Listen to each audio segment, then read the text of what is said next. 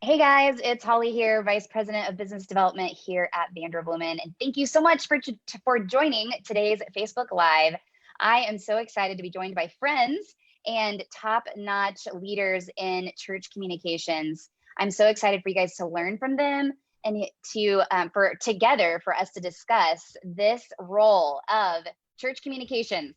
It looks different at every church, whether you are a church plant of one bivocational or triple vocational pastor, all the way up to a church of 10,000 that has a whole communications team. I know that everyone who is watching this today has a different story, a different background, a different theology, but we're all passionate about moving the kingdom forward. And so we're going to dive into that today on the topic of church communications, especially in this time where a lot of us are having to navigate both online and offline strategies at the same time.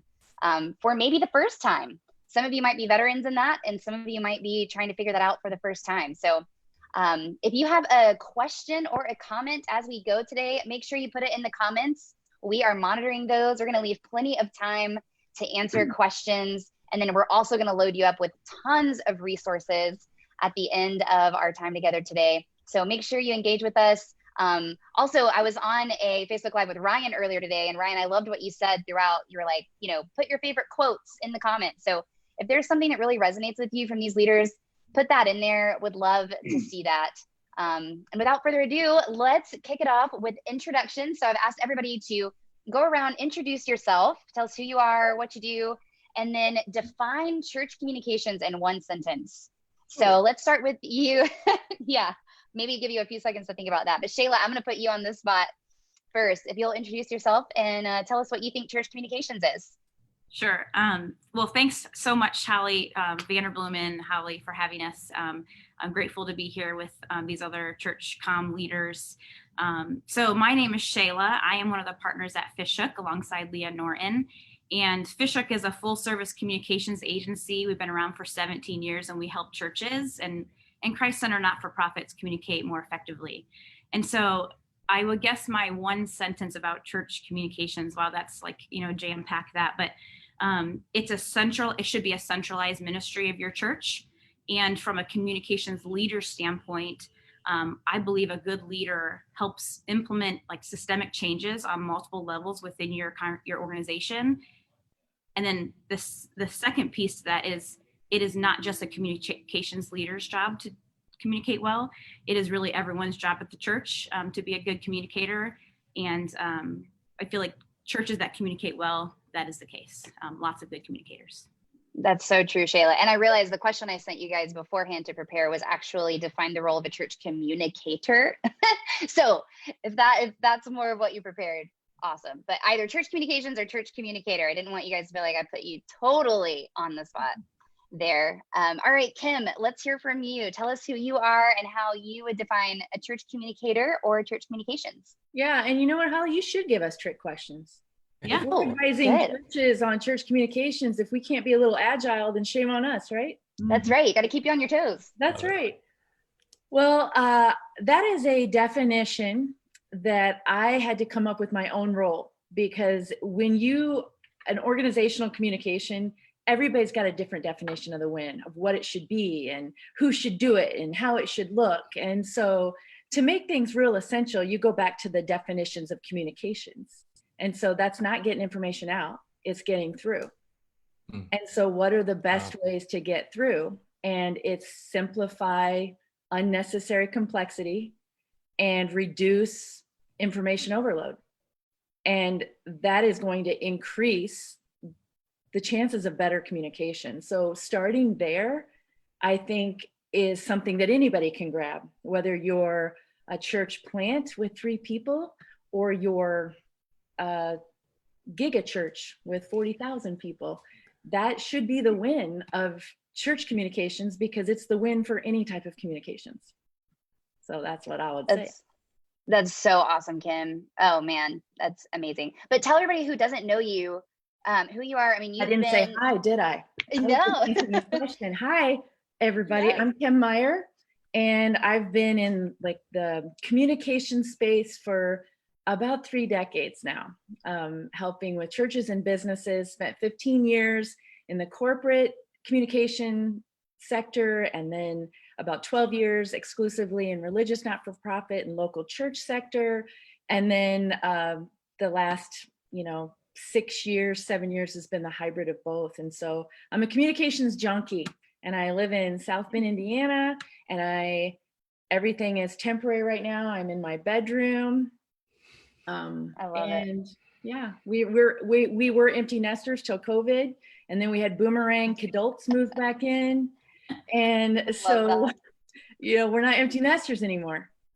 Oh, that's awesome. Well, and Kim, I feel like you really paved the way for this role. I mean, you're one of the first, when I think of one of the first, director of church communications or whatever the title might be, you at Granger feel like we're one of the first that really helped pave the way for now what so many people watching this, are in this role and trying to figure it out. So it's awesome to have you a part of this. Thanks. Kim is the OG of church comm directors.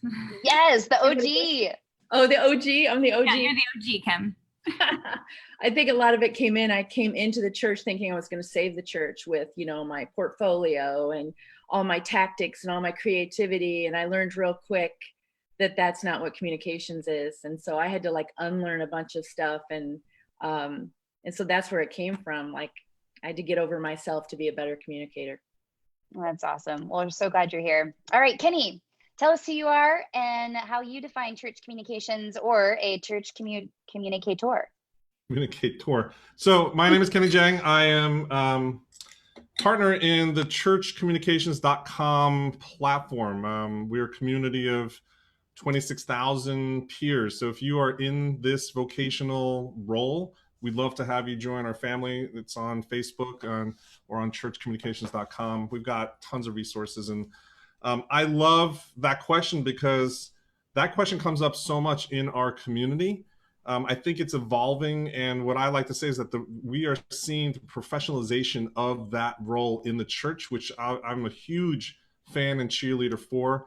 And I love the fact that we've got these practitioners around the table today to discuss what that actually looks and feels like, especially in a COVID world or post-COVID. So, but functionally, I think you're basically a ringmaster of all the media channels, messaging, and your job, if it done well, I think basically it's not your church communications director, you're the chief clarity officer for that ministry or organization.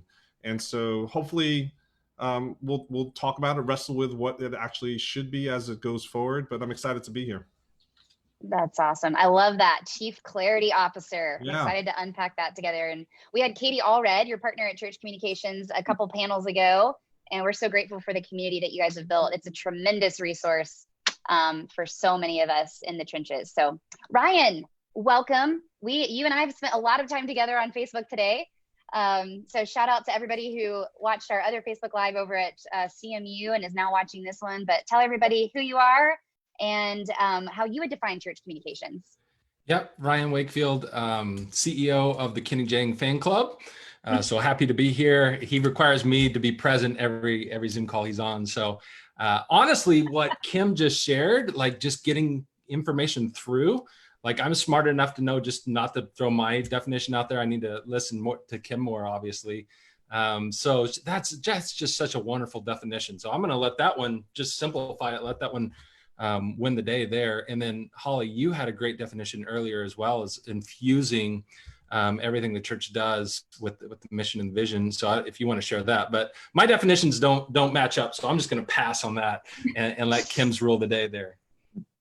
That's awesome. Well, we're so grateful for CMU, Church Marketing University, and all the courses that you guys have for folks who are trying to figure it out, because everything changes so much. And that's one of the things that we're going to talk about today is in this time of especially the last 4 months where the whole content calendar and schedule and even meeting rhythms were all thrown out the window. So Shayla, I would love to kick it off and hear from you. What are you seeing over the last 4 months during COVID-19? How has church communications shifted during the last 4 months? Yeah, I mean, essentially the role is similar, but I think, that hasn't changed. As Kim said, the foundation of communications is the foundation of communications. But I believe what I see we notice is that other ministries are understanding the need for really good communications, because in a time of we can't gather on a Sunday morning or a weekday basis, that, the, online and all the tools that we're using is the way to communicate and do ministry right now in a time where we can't see each other in person. And so I think there's been a shift of, like, everybody understands the need for somebody who can really manage, like as Ken mentioned, like hearing all the needs, what are mission, vision, values of a church, listening to the ministries about what is important and what are the next steps they want people to take, helping strip away all the hard stuff to make it, complicated and keep it easy, and then communicate that to whatever audience we're trying to communicate to. And so I don't think the role has changed. The role is still similar. I mean, the role is communications. It's just in the way that people are viewing it. I mean, there's definitely things we're doing differently, for sure. But the basis of the role is, it's a necessary component to how a church functions, whether it's somebody who's, designated as a communications leader, or someone, I mean, as Ken kind of mentioned earlier, someone who just takes that role and does it well as a communications person, and tries to share with people how to get involved, how to keep things simple and communicate. So stripping away the mess. So again, I don't think it's changed. It's just different. Yeah, absolutely. Kenny, what would you add to that, to the question of how has the church communications role shifted in the last 4 months during COVID-19? Yeah, so I think what I'm seeing in the landscape is that this coronavirus, COVID, has just accelerated everything. And so whatever direction your ministry, your leadership actually sees in relationship, the ministry and the role of messaging and communication and marketing and everything, that is whatever that track is, the journey and the evolution of that, COVID has accelerated that. And it just only, right, I say, it's a crisis is a clarifier. And this is one of those things that is, it's basically everyone who's, all our peers, all our friends in churches, they're working overtime. No one's taking 2-hour lunches. There ain't no siesta today. No one's going out to the golf range, right? There's no time anymore. And so one of the things that, even, where's Kem's book? Who still doesn't, Kem, are you still selling these books? This book, I still keep it on my desk, right? Old, Kenny, that's the OG. This is the OG, but everyone needs to buy this. I know it. Yes, I have in fact, I have got multiple copies here. Oh, Keep giving them away. Actually, there's another one. So this is another stack. I literally have multiple copies of this. That's awesome. Things that I remember from your book, honestly, there's a chapter that says it all. It's about the job description. Here, comfort the disturbed, disturb the comfortable. Comfort the disturbed, disturb the comfortable. Man, that's tweet worthy right there. We just like drop because Kem is actually reframing everything that we're doing and saying what we need to do is we need to lead not only other people, but we need to lead ourselves, in throughout this crisis. Agility is the secret weapon, the secret sauce to being successful right now. And so I think, everything's accelerating, everything's being clarified. This is the time and opportunity for communicators, whatever role you are, whether you're formalized, part-time, volunteer, if you have this responsibility, this is your moment. It's almost like Revenge of the Nerds, right? This is our Yes. I love that. It is like Revenge of the Nerds. Nerves? Well, nerves too, but nerds as well. So Kim and Ryan, I want to shift the question a little bit. It's related, but I want to shift towards leadership view. So Ryan, to build on what Shayla and Kenny are saying, what specific challenges are you seeing leaders face during COVID-19 that's related to church communications, but maybe they're not quite in the church communicator, your director of church comms role? What are the leadership challenges you're seeing over the last 4 months during COVID-19? I mean, the obvious ones are just how fast everything changes. I mean, you wait a week and everything is changed. And then not only that, but then process those changes, come up with a plan that makes sense, that fits the mission and vision of the church, and now effectively try to communicate that out to your people. And not only just communicate that out, but communicate it out during a time where, like, everything's gone crazy. The world feels like it's flipped upside down. So you can't please everyone. So like leadership is just, I feel like, is really in a no-win situation with all this. And then they've got to craft this communication strategy and somehow bring everybody along and get everybody to buy in a time where nobody wants to really buy into anything. They kind of want to come to it and fight and, have their say in it. So, man, it's been somewhat obviously difficult during this time. And so I think certainly the idea of leadership going back to what is the core of our vision and mission, how can we just simplify that down to what are we going to do and how do we really clarify that to our community, I think is really huge right now. So, and then at the same time, as they're trying to process all that, come up with plans, communicate, get everybody on board those plans, they're now having to operate way more in areas that were not previously a strength to their church. And so maybe they've put off really building digital communities, building digital discipleship, building things like live streaming. And there's so many different tools that a lot of younger people, digital natives, understand, and they've been putting those off. And so now they're having to play catch up to, hey, this is going to be our plan, their strategy, this is how we're going to move forward. But now we need to build strength in that area that we have not built strength to this point. So that's been very certainly tricky for leaders, but hopefully, with the help of everybody here, we're figuring that out. So yeah, that'd be my thought. So I'm interested really what Kim would add to that. Yes, absolutely. Kim, bring it home for us. What are the leadership challenges you're seeing right now? Well, first, I just want to acknowledge the tough thing about being the leader is you take all the hits, right? And you're going through grief and anxiety yourself, and you've got the responsibility of carrying other people through it. And so it's a very heavy load when you're pastoring people or leading people when you are in it too, right? And everybody's got their own ideas and their own expectations, and they act out of fear and emotions. And so I just want to acknowledge the tough space that a lot of these leaders are in. And I think they're all doing their best. But I'm also here to say, okay, enough's enough. Let's hit reset.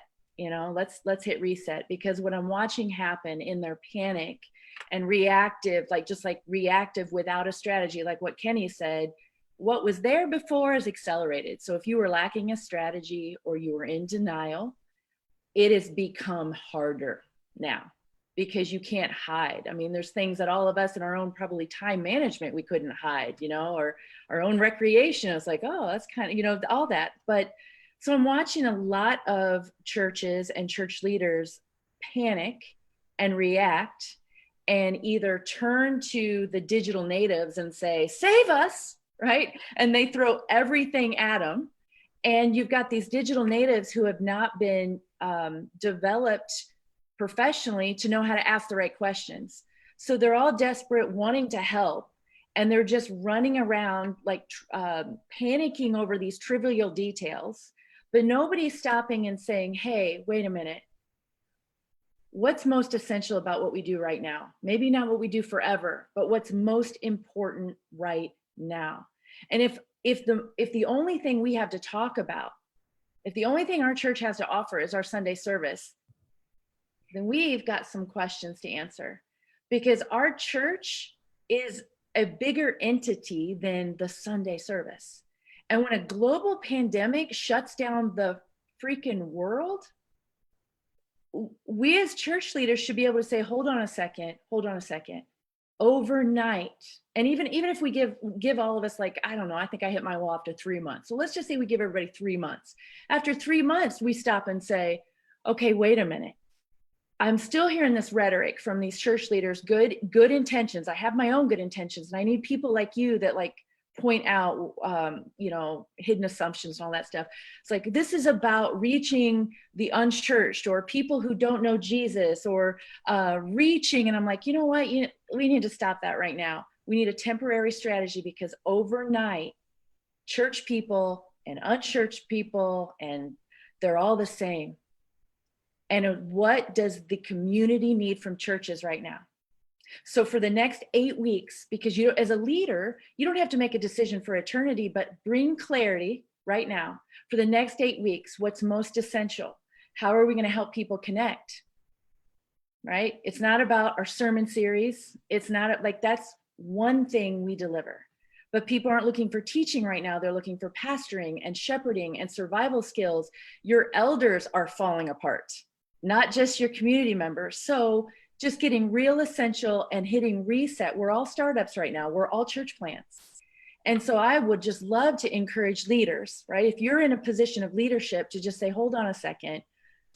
What's most essential about right now? What can we put on hold until it makes sense again? And what are the 3 things that we're equipped to do for our whole community, church or unchurched? What does the community need from us right now? So what can we put on hold till later, and what will never make sense again? And it's not online or offline. It's how do we help people connect? Because even when we meet in person, what do they do when you leave in person? You go online to register. It's omni-channel. And so I'd say to leaders, just stop for a second. And I want to encourage you to bring clarity and identify what's most essential about right now. You could revisit it in 8 weeks and figure that out. And if you're not a leader, I want to encourage you to ask questions. I want to encourage you to propose. Even if you don't have the authority to make decisions, you always have the power to propose. Danny Franks, he's written a couple books. He's a first impressions leader, a pastor, and he's the one I heard say that years ago. You always have the power to propose. So ask questions, give feedback to your leaders and say, okay, if this is what we're trying to do, if we're trying to connect people, we're trying to help them be emotionally healthy in their spirituality, not be isolated, fight despair. So if that's what we're trying to do, piling more on them is not going to do that. How can we make that easier? And how can we offer them something more than just our church service? So I don't know if that answers. So good. I'm trying to be encouraging, but also like, Yes. Hit reset. It's so good, Kim. So good. I wrote it down, the power to propose. What a freeing concept for so many people who are watching this, because there's so many church communicators out there that feel stuck, or they feel like they're not listened to. But right there, you always have the power to propose. That is phenomenal. I love that. So good. That got lots of thumbs up on Facebook Live. So I think that really resonated with everybody. And to your point, Kim, William told a story a few weeks ago about how a pastor called him and was concerned that no one would ever want to come back to his church because now everybody can stream on demand their favorite preacher, right? But William's point, and it was exactly what you said, was this is actually the time for that pastor out there who's always felt like all this pressure to be the best preacher out there. This is the time to be that shepherd and that true pastor. And the silver lining in all of this mess and suffering is that I think it's really bringing the church back to what we were really intended to be. And that's living in community together and shepherding and pastoring, not just preaching. So I love how you set the table there. It's wonderful. And I want to encourage, I'll just say this last thing. It should look like you, right? I've seen really good examples. There's churches that are equipped. Kenny and I had a little exchange, which again, Kenny, I loved that exchange. He reached out to me. He heard me talking about something. He's like, I'm going to talk about that a little more because I'm not sure I agree. But we had a little exchange. There's some churches that are really, really well equipped for digital ministry. They've got the gear. They know how to shoot it for digital engagement. It's like very, very helpful. And so they should lean into that. They should double down and they should think about how are people using this on their computers or on their phones? What do we need to refine to make it shorter? Like they should double down on that because that's how they're shaped and that's their gift that they have. And there's smaller churches. What are they equipped to do? My own church, when we shut down, we've only met one time in 4 months outdoors at a baseball field. And the first thing our leaders did when COVID came was not how do we keep services going, but how do we keep people connected? And so they reached out immediately and said, let's keep our small groups going. Let's make sure everybody knows how to use Zoom. The first thing we got to do is make sure no one in the church is isolated. So we're going to give that all of our attention first. Then we'll figure out how to get our regular teaching available to everybody, which we didn't have the camera gear. So we started with podcasts. And it's okay because everybody was being drowned by shifting to work online and shifting to school online. So nobody was missing the church on the screen. They were missing the people. So That's so good. I just want to say, be yourself too. Don't feel the pressure to be somebody else. God's given you a personality and given you strengths as a church. What are you uniquely shaped to deliver? Absolutely. I was talking to a teammate the other day, a fish hooker that we lovingly call ourselves. And we were talking about, like, you know, there's so many experiences online, right? You can do all the learning. So you can watch any pastor you want, say some sort of message, like on YouTube, wherever you want to right now. You can do a million learning events, right? Like lots of Zoom calls and workshops, or even just, you know, conferences. You can do a million of them right now. And our calendars are filled with them. And sometimes you choose to go to it or not, depending on what your calendar looks like, right? You might have it on, you might sign up for it. You'll watch it later with good intentions. Sometimes you do, sometimes you don't, right? And I think sometimes what our churches are missing, kind of from that, if we're talking that online piece, because, you know, if there's a Sunday morning message, as Kim was talking about, that community piece. So I was talking with my teammate about is, I want our churches to be a place that you say, I can't miss that live experience, via screen experience, because I can on demand it anytime I want to. And so what you need to create is something different than, like, I don't miss, this is terrible to say maybe, but like I miss when I was going in person to my building at my church. If I missed church one day, I'd feel it. I miss seeing my friends. I miss worshiping in community with other people. Now, if I miss a Sunday morning right now when we're just live streaming it at home, you don't miss as much because I can watch it later. And so what is that experience we can craft for people so that they go, I can't miss that community piece? And so I don't know what that is exactly, but we have to start finding it. We have to start finding that building community because some of us are not back in our buildings yet and won't be for a while. Some of us are, but there's a potential of going back online again if necessary. And so we have to figure that out, like the community building piece, differently than, as you said, Kim, you can watch a sermon wherever you want right now. How do we make it to where someone says, man, I don't want to miss that. I want to engage with other people from my congregation and my community. We got to start figuring that stuff out pretty quickly. That's so true, Shayla. And that's actually a great transition into the next part of our conversation that I want to shift towards, which is the concept of reopening. So the cool thing is we've all got different regions represented here. The only region that we don't have represented is the West Coast. We've got the Midwest, and I guess I'm in the South, not quite the Southeast, and then Kenny's up in New Jersey. So kind of want to shift towards that reopening conversation. We've been doing these weekly Facebook Lives.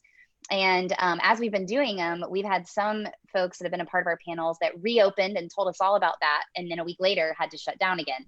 And that is the reality of what so many of us are facing right now, where it's changing on a week-to-week basis. So Kenny, first, Kim used a word, and I'm going to put you on the spot, and I would love for you to help us unpack this word. She said omni-channel. So first, can you define what does omni-channel mean for folks that might not be familiar with that word? And then I would love to hear what you're seeing as churches are migrating back to trying to reopen. I know not everybody is, but how should churches think about aligning both online and offline channels? You're asking me? Yeah, Kenny, you're first. Ryan's on deck. So I don't want to hijack Kim's understanding of omnichannel, but I think in the traditional, like I used to work in an ad agency, direct marketing brands.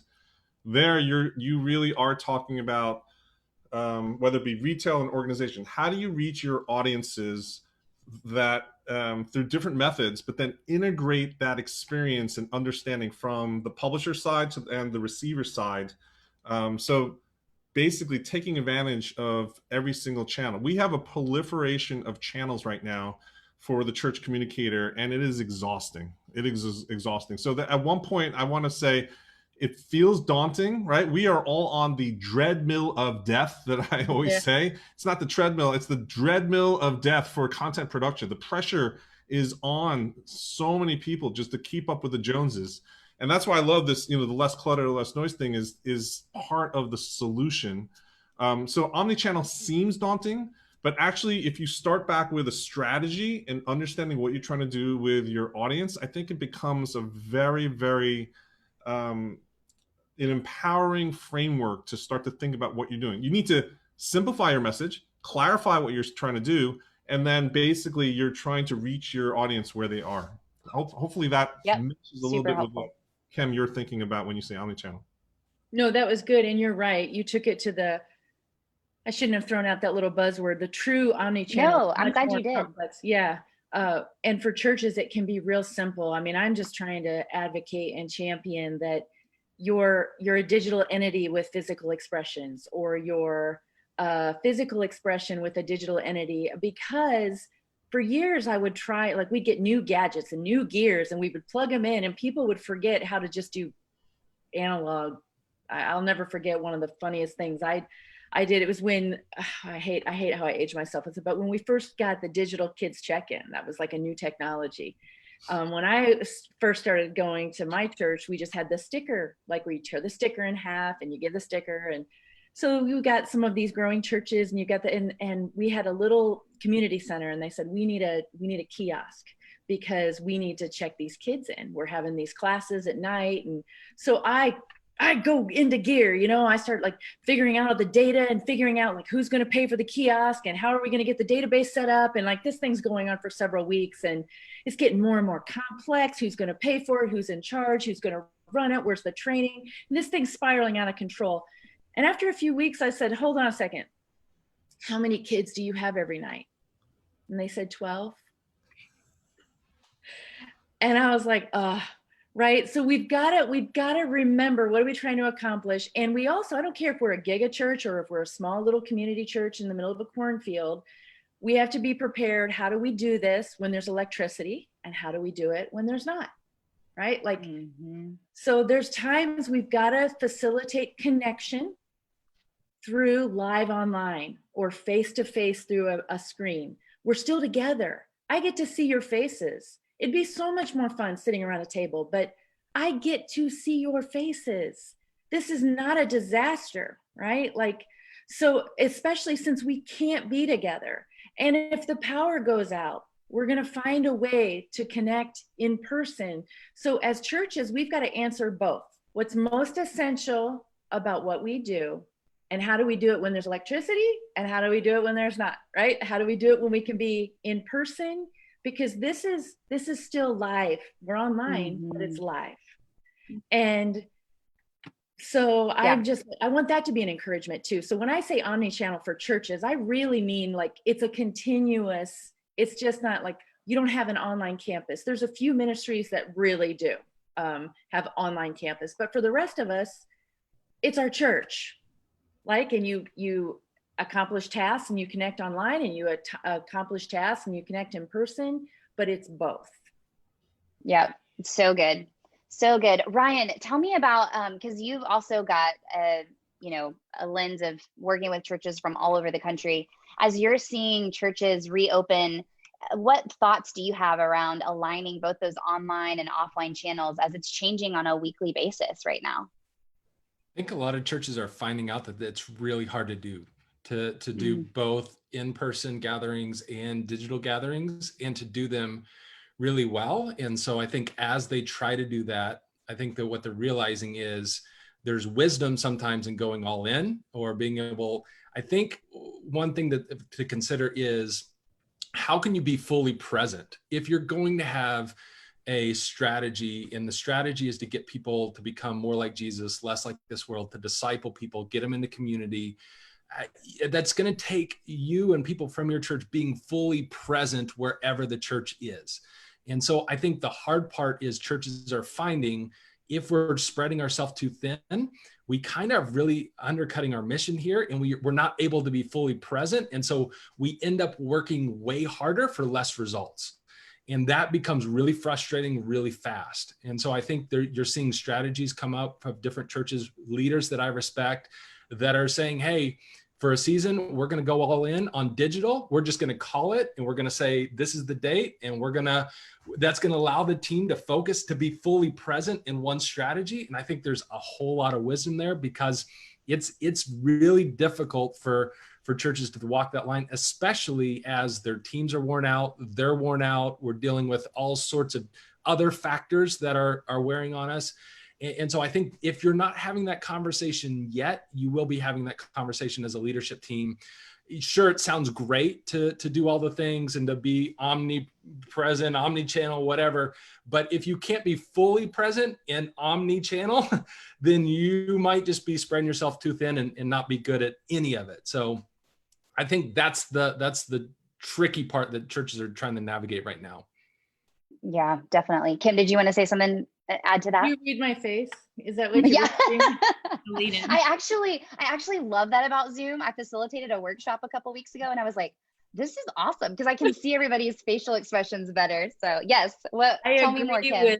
I agree with Ryan 100%. I can't help but go right into like 4 examples or how, if it's not all or nothing, because some pastors or leaders will just be like, I don't know how to translate that. Is it all or nothing? And that's just not an option for me. And my elder board won't approve that, or the pressure. I mean, there's a lot of,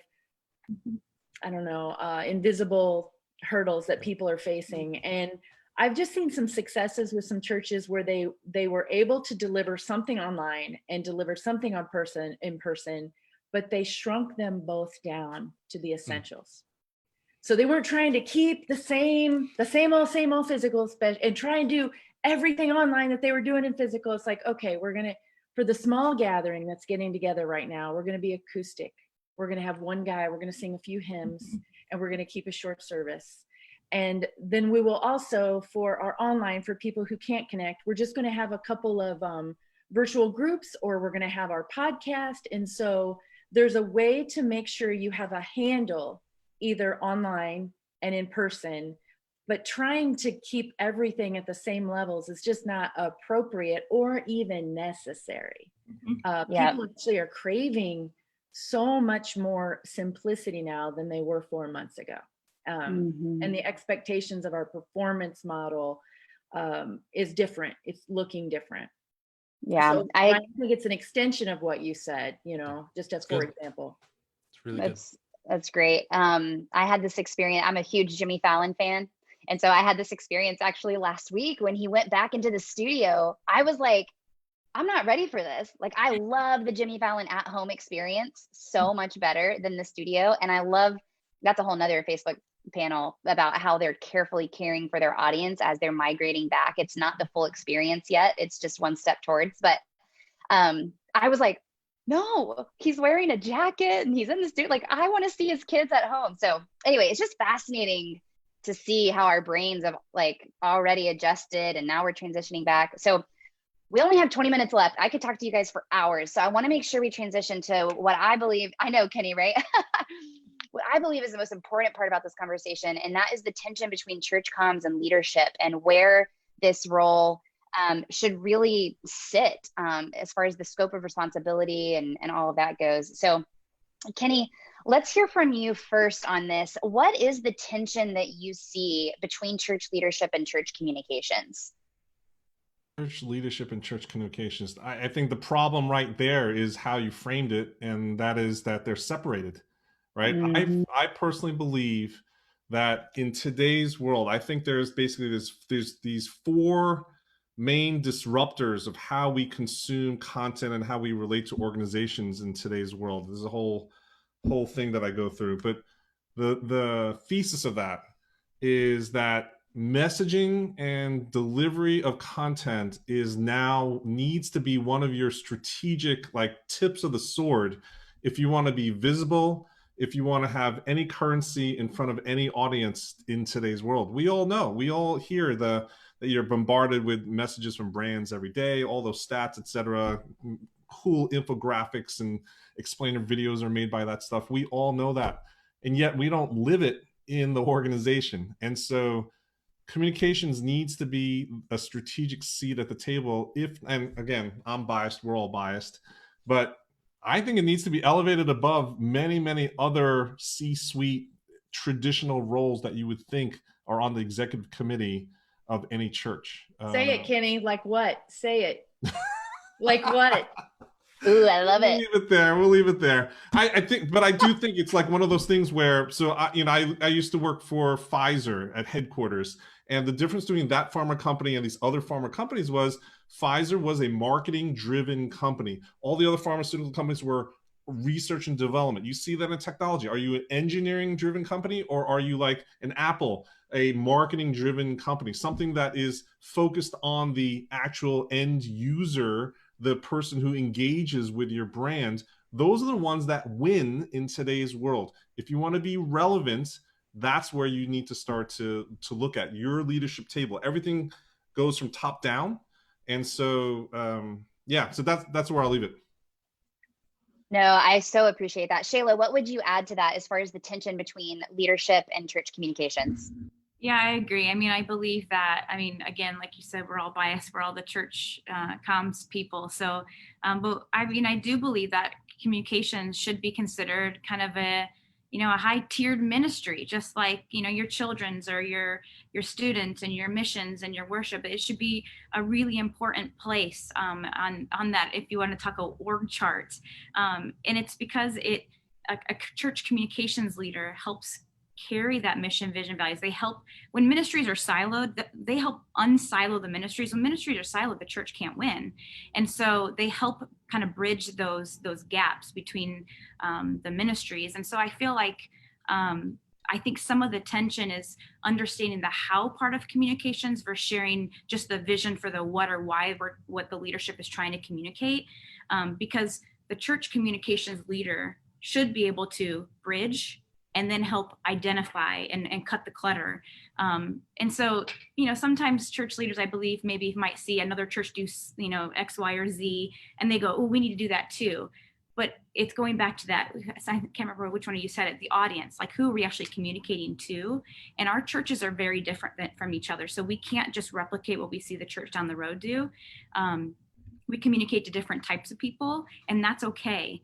And so there is not one size solution fits all. So I believe when, you know, if a church leader sees what a church is doing and brings it to the church communications director, leader, whatever you call this person, it has to be under the umbrella of what are you trying to accomplish first? What is the why behind it?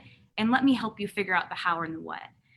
So I think that sometimes is a little bit of a tension, but I believe when they can work really well together, because church leaders, you know, when you talk about pastors or executive pastors, they are communicators as well, different in a different way. So I think there's a ton of power when you can go, we need to work together. And so being at that leadership table is important.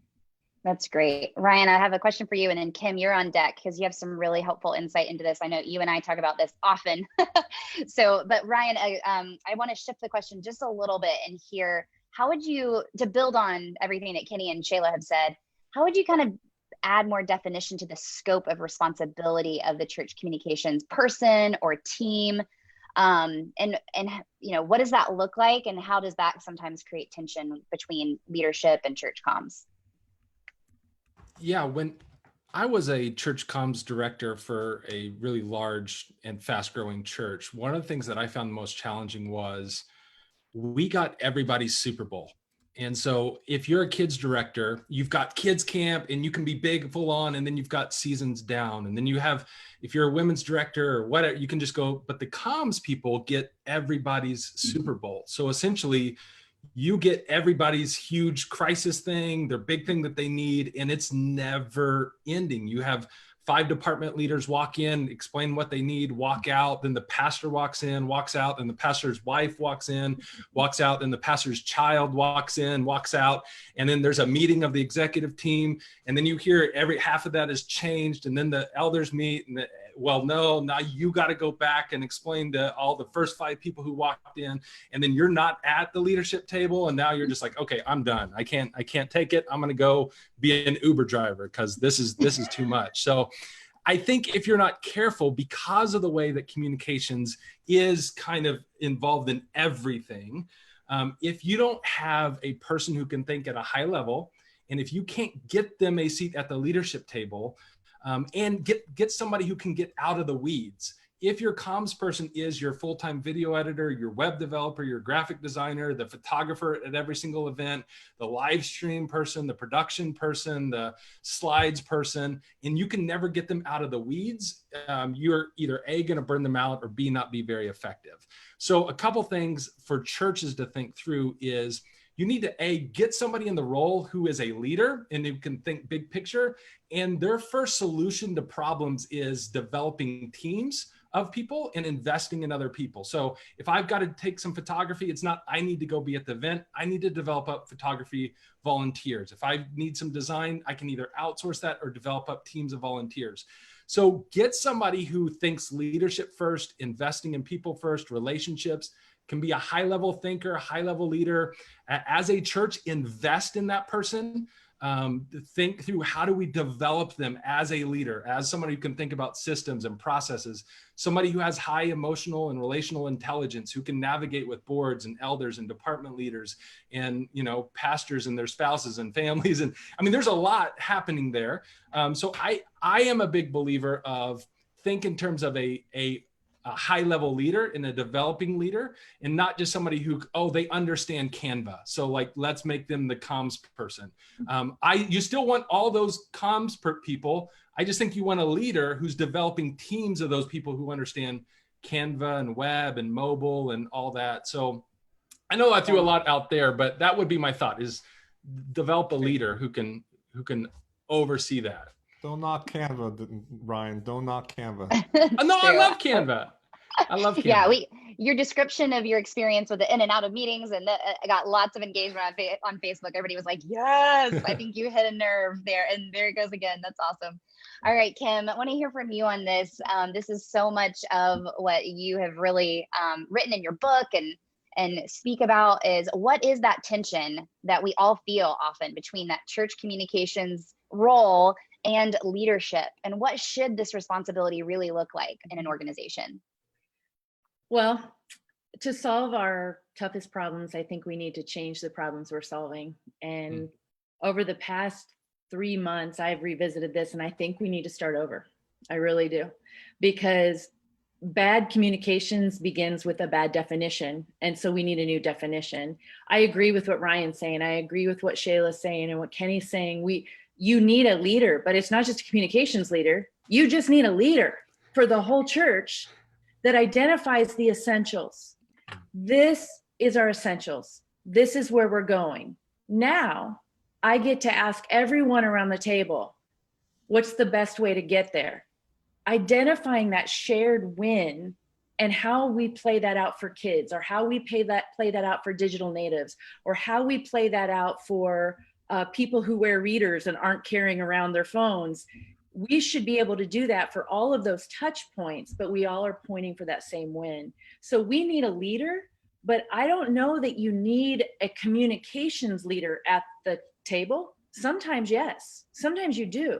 But if you've got a good leader that's sitting at the table that can identify the essentials, and you've got other people that are asking the right questions, then that's a really good recipe. What is missing in almost every church is just an advocate, somebody who's like, once the organizational strategy, our clear essentials, where we're going is documented, like this is what we're doing. It's that one person who keeps it up in front of everybody at all times and always asks, hey, how is that getting us here? Hey, we're going down in the weeds. Wait, how does this help?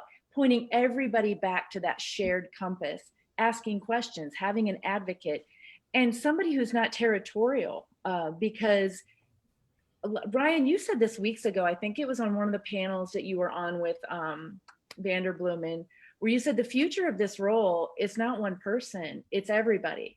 But you've got one person who's helping everybody get better. And that begins by asking the right questions.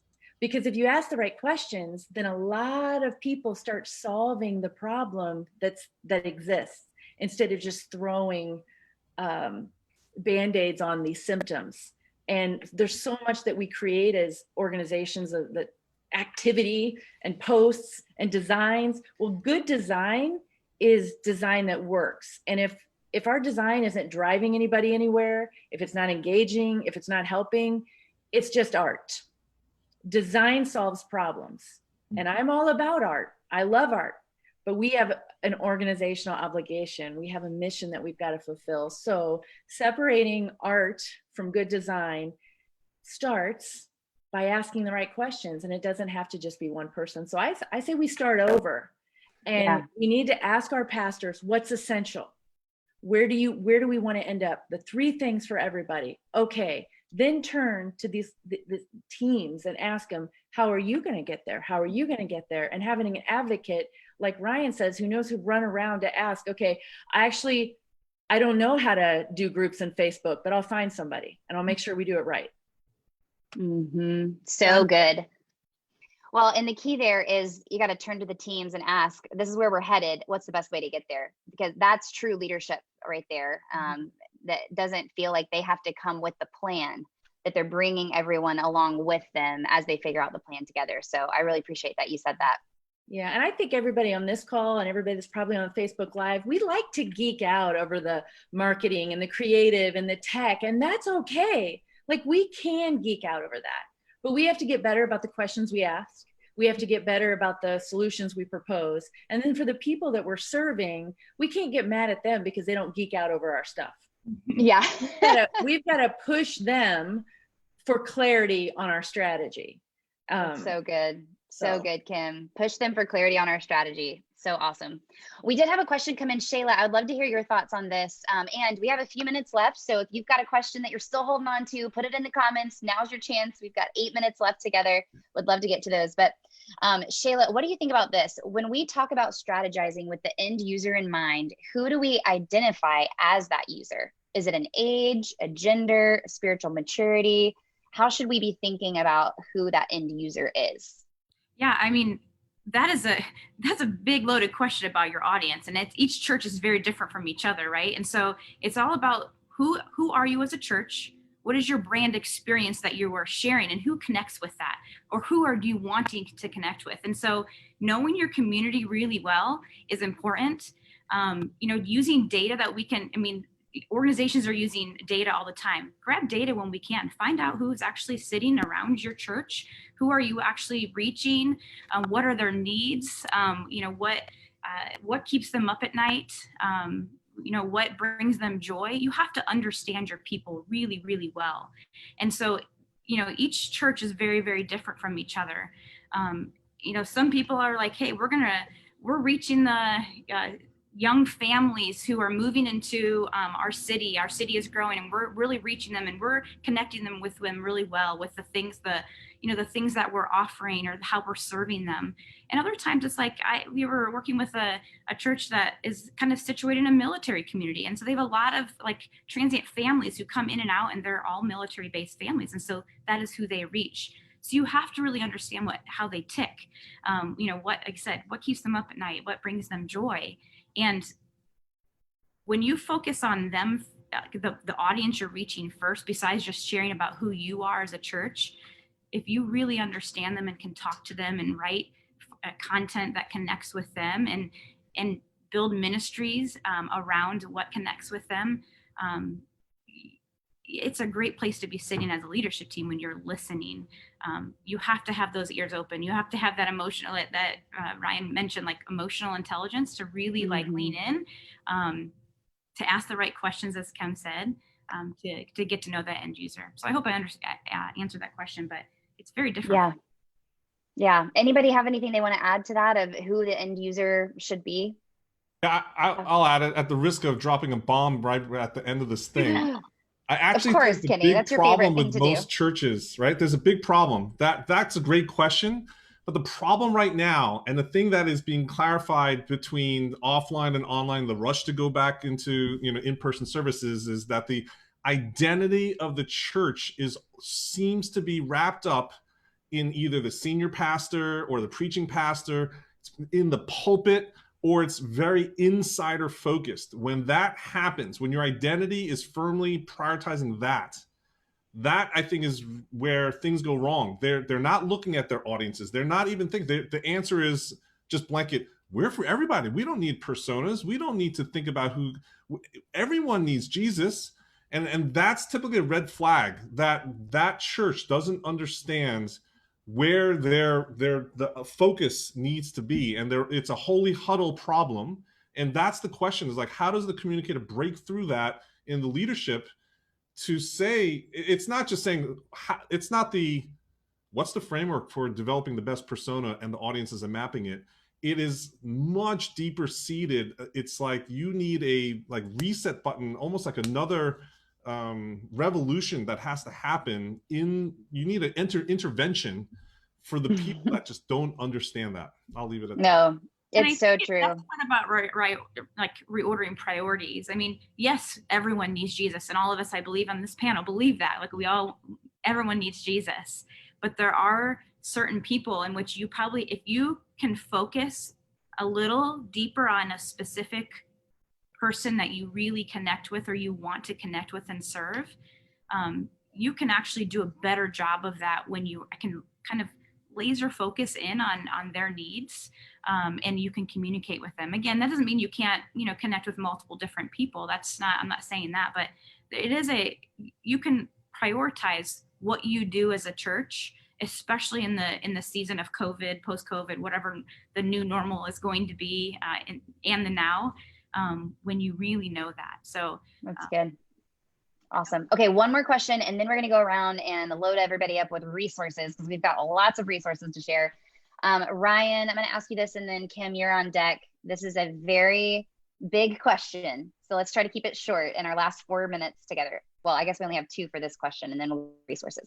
Justin is asking, how can you do your job as a communications director when you're not really given the empowerment to make decisions and feel like you're not really able to do the job you were hired for?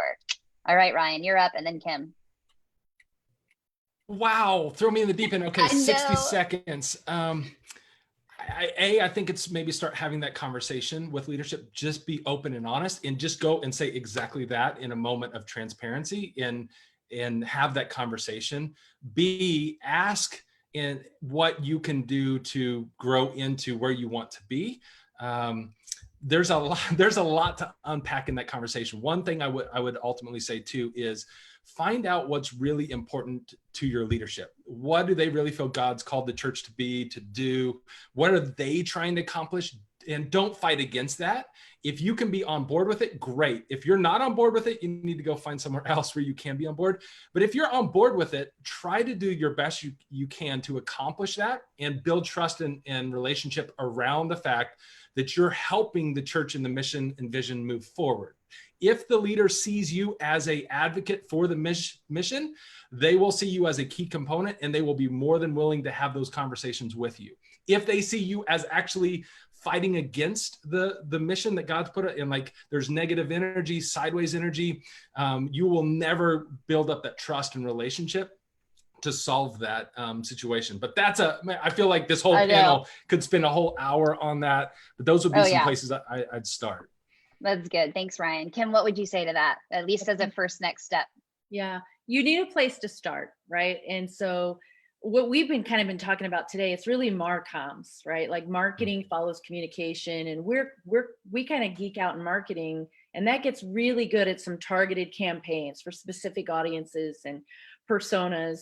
And especially if you're a professional, who's the person that asked the question? Justin. Justin. Yeah, so Justin was hired. I'm guessing he's got competency in marketing, and he's got some specialties and some business knowledge. To earn some credibility, you've got to have a place to start. So like, to piggyback on what Ryan said, you've just got to remove the barriers. You've got to get some easy early wins. And it's not really communications if it doesn't get through. There's 3 things that have to exist for sharing anything. It's got to make a connection, so people engage, and then they share it. If those 3 things don't exist, then it's not effective communications. So you don't even have to argue with what you're doing. Just ask, what do we want to accomplish? Like Ryan had said, what's important to you? What do we want to accomplish? Great. My only job is to remove the barriers. And I would say here's where everybody can start. If you're an administrator, if you're a creative, this is the basics. You've got to cover the basics before we get real fancy. And the basics, you've got to narrow your focus. Narrow your focus so people can find what you have. You've got to make it personable so people are motivated to participate. and you've got to pivot outward and make things easy to use and share. Cover those basics, then you can start having fun with the marketing and the design, but you can't skip those basics, and anybody can do that. That's so good, Kim. So everybody needs to definitely, Kenny, thank you so much for, I saw you posting it in the comments. Check out Kim's book. Which one, Kenny? Which one? The new one. The new one? You're nice. Yeah. Thank you. But Kim, are there any other, where can people go to find more resources for what you're working on these days? KemMeyer.com, KEMMEYER.com. Awesome. And Kenny, you have so many resources you're working on. What's the best place for folks to find out more about church communications? I want to invite everyone into the family. So churchcommunications.com, get on the email list, get into the Facebook group. This is the place where we're sharing resources and people are helping each other. And this whole, like, Holly, you need to have another entire panel on leading up, managing up, leading up. That's a thing that happens in the group all the time. And I think just understanding that you have peers in the same position and that we're all trying to become a better communicator together is one of the really big benefits of our community. So yeah, churchcommunications.com, get into the Facebook group and reach out to me. I love connecting with people. Stop me from reaching out to these other people and bugging them by having conversations with me. They'll all thank you for it. Amazing. Ryan, where can folks find out about CMU and everything you're up to over there? Yeah, we've run a Facebook group as well called Church Marketers. So if you want to jump into that, I'll pin a post to the top of the group that'll have some resources that'll help with this conversation. Also thought it'd be cool. Like, I've heard so much good things about Kim's book. So if you want to go, I haven't gone through it yet. So I'm actually going to go through it. If you want to go through it with me, I was just like, I'm going to buy a couple people Kim's book as well to go through it with me. So if you want in, say book, say, hey, I want, and I'll pick a couple people in the comments and we can go through it together. And then I'll pin that on the Church Marketers Facebook group as well, some resources that we have to help as well. That's awesome. And Ryan, you and I worked on some job description resources for church comms. Our team will put that in the comments. We have a blog post on our website, and then where folks can download the ebook to really unpack what this role even is for churches that are trying to figure it out for the first time. Shayla, where can we find out what Fishhook is up to and all the resources you guys are doing? Yeah, you can go to fishhook.us/learn, and there's a ton of resources, downloadables, blog posts, webinars, you name it. And so, yeah, please take advantage of all those things. And I always like to share with people that you and your work matter. It's hard work, especially now as church leaders, as church communicators, and the work that you guys are doing is tremendous and it's really hard. So please remember that you and your work matter so much. So thank you, Shayla. What a wonderful time. What a wonderful sentiment to end on. It's so true. We're so thankful for all of you. And if we here at Vanderbloemen can do anything to support you as you're building your team, we would love to do that. Thank you, everybody, for joining us. We will see you at the same time next week. We're going to talk about youth and family ministry with a panel of more friends on that topic. We'll see you next week.